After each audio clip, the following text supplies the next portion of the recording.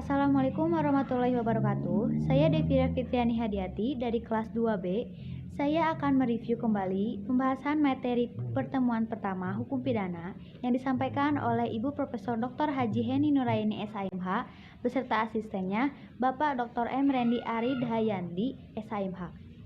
Hukum pidana Istra Fresh merupakan hukum publik, yaitu mengatur hubungan hukum antara individu atau perseorangan dengan negara, yaitu contohnya hukum pidana.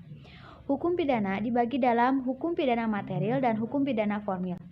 Menurut Profesor Muljatno, hukum pidana material terdiri dari 1. Perbuatan pidana atau criminal act, 2. Pertanggungjawaban pidana atau criminal responsibility atau criminal liability. Yang ketiga, sanksi pidana atau criminal procedure, atau bisa rumusnya 3 sama dengan 1 ditambah 2, atau tidak ada sanksi pidana tanpa ada perbuatan pidana dan pertanggungjawaban pidana. Perbuatan menyangkut asas legalitas, sedangkan pertanggungjawaban yang berhubungan dengan orang berhubungan dengan asas kesalahan. Hukum pidana formal adalah salah satu cabang dari hukum pidana yang bertugas hak negara untuk menerapkan sanksi atau memberikan sanksi bagi pelanggar hukum pidana material, contohnya hukum acara pidana.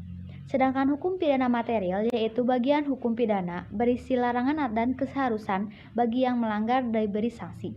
Contohnya ada di dalam buku KUHP dan peraturan khusus pidana. Selanjutnya, fungsi hukum pidana dibagi menjadi 2, yaitu yang pertama, fungsi umum adalah mengatur kehidupan masyarakat atau menyelenggarakan tata dalam masyarakat. Yang kedua, fungsi hukum yaitu melindungi kepentingan hukum terhadap perbuatan yang memperkosanya dengan memberikan sanksi yang sifatnya lebih tajam dibandingkan dengan sanksi dari cabang hukum yang lainnya atau preventif atau pencegahan. Sanksi merupakan ultimum remedium atau sanksi merupakan terakhir atau obat terakhir. Hukum pidana adat atau hukum pidana tidak tertulis.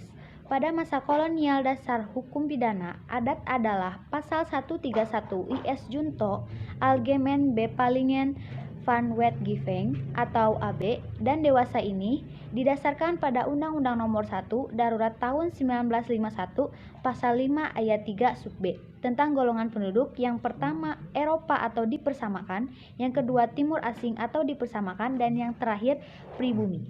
Sekian dari hasil review saya. Mohon maaf bila ada kesalahan. Wabillahi taufiq wal hidayah. Wassalamualaikum warahmatullahi wabarakatuh.